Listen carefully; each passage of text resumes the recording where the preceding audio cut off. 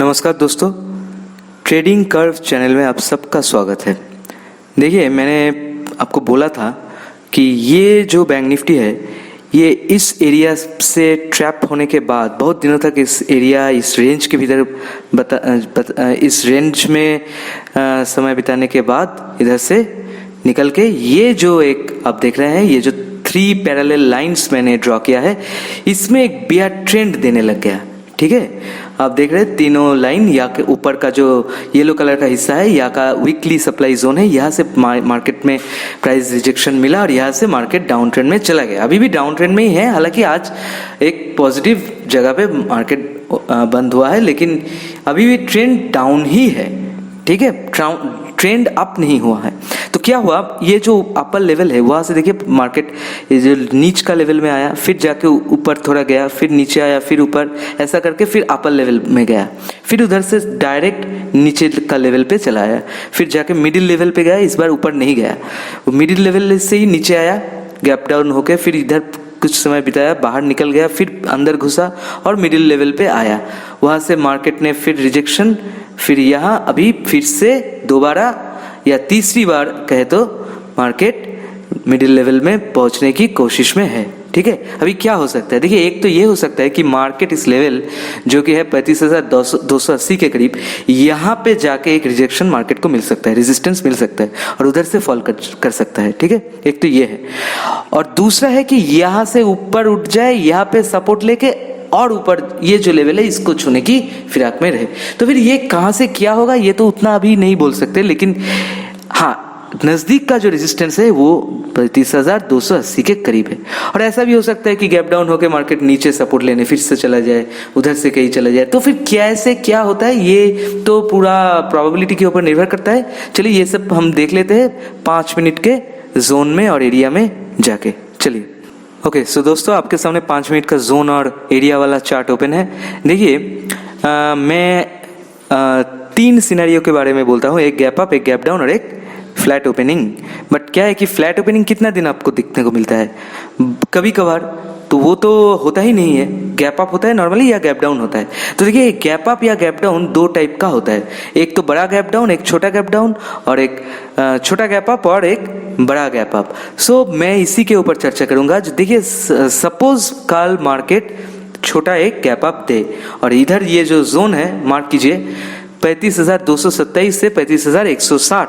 सो अगर इस एरिया के इस जोन के अंदर, ये सप्लाई जोन है और ये रिटेल एरिया है, अगर इस जोन में मार्केट जाके इधर से आपको लगे कि मार्केट नीचे की ओर गिर रहा है, ठीक है, हो सकता है मार्केट इधर, मैंने बोला मार्केट जहाँ पे है वहीं से गिर सकता है।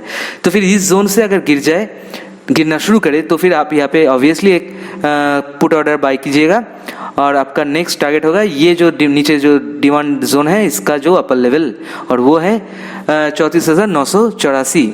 ठीक है, और अगर ये जोन भी टूट जाए तो फिर नीचे का अगला ये लेवल होगा। ठीक है, 34,835 के करीब। अच्छा, और अगर बड़ा गैप डाउन, बड़ा गैप अप हो तो फिर क्या हो सकता है, ठीक है, तो फिर ये जो जोन है वो एक्टिव हो जाएगा। ठीक है, मार्क कीजिए 35,354 से 35,310।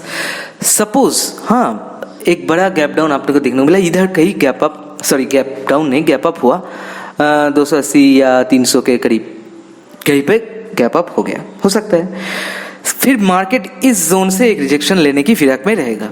ठीक है, हो सकता है यहाँ पे जाके थोड़ा नीचे आए, फिर सस्टेन हो, ऊपर जाए और उधर से गिर जाए, ऐसा हो सकता है। ठीक है, होने की प्रोबेबिलिटी हाई है। तो फिर ये जोन में आपको काम करना पड़ेगा। फर्स्ट टारगेट आप ये जो नीचे का जोन है उसका तो बोल ही दिया मैंने, लेवल वो होगा फर्स्ट टारगेट, और अगर ये ब्रीच कर जाए तो फिर नीचे आपका बहुत बड़ा एक सेकंड टारगेट मिल सकता है। ठीक है, ऐसा काम करना है गैप अप के केस में। अभी गैप डाउन में क्या हो सकता है, देखिए अगर छोटा गैप डाउन हो, मान लीजिए यहाँ पे बंद हुआ है 35,110 के करीब, यहाँ पे 35,000 के करीब मार्केट ओपन हुआ, छोटा एक गैप डाउन हुआ। ठीक है, तो फिर मार्केट का जो ट्रेंड है वो डाउन नहीं होगा, वो साइडवेज हो जाएगा। अगर उधर से मार्केट ऐसे ऐसे करके थोड़ा इस जोन में घुसना चाहे, ये डिमांड जोन है फेयर प्राइस एरिया में, मार्क कीजिए 34,984 से 34,970 मार्क कीजिए।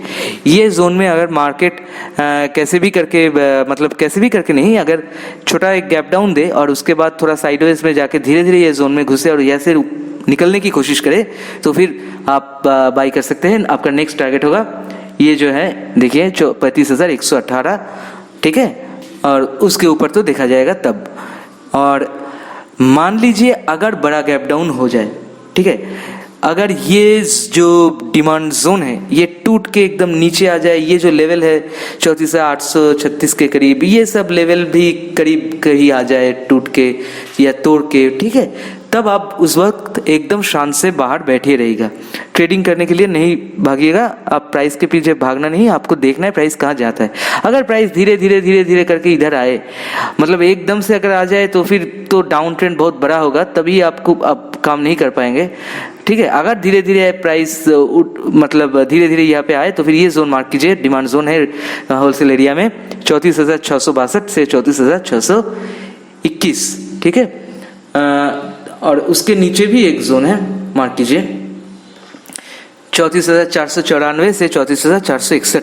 सो फिर ये जो जोन, दोनों जोन का, ये सब बड़े गैप डाउन के क्षेत्र में ये एक्टिव हो सकते हैं। लेकिन यहाँ पे शर्त एक ही है कि बड़ा गैप डाउन जैसा भी हो, अगर बड़ा बड़ा मूव करके नीचे की ओर आए तो फिर आपको बाई नहीं करना है, ठीक है। मार्केट का ट्रेंड समझना है, ट्रेंड अगर थोड़ा सा स्लो डाउन कर जाए तभी आप बाई करना है, या तो फिर बड़ा गैप डाउन के क्षेत्र में आप बाई मतलब ट्रेड से थोड़ा दूरी रहे तो अच्छा होगा, क्योंकि गैप अप होने का प्रोबेबिलिटी है, हाई है, और इसी के लिए प्लान भी सजाया गया है। लेकिन गैप डाउन में प्रोबेबिलिटी उतना हाई नहीं है, तो फिर लो प्रोबेबिलिटी के ट्रेड में आप ज़्यादा मत कंसंट्रेट कीजिए, ये हाई प्रोबेबिलिटी वाले ट्रेड में देखिए। और इधर पे एक ट्रेंड लाइन भी है, ये ट्रेंड लाइन है वो जो मैंने पैरेलल लाइन आपको बताया था उसी का मिडिल लाइन, ठीक है। तो ये सब एरिया में प्रोबेबिलिटी हाई रहता है आपके अकॉर्डिंगली, प्लान के अकॉर्डिंग मार्केट का काम होने का, ठीक है। तो फिर कल आ जाइए, जुड़ जाइए, ये मार्क जोन में स्पेसिफिकली मैंने आपको बोल दिया, इसी पे काम काज करने की कोशिश करिए। और हाँ, दूसरी बात, ट्रेंड के साथ काम करने की कोशिश कीजिए, ठीक है। सो मिलते हैं कल, goodbye and good luck.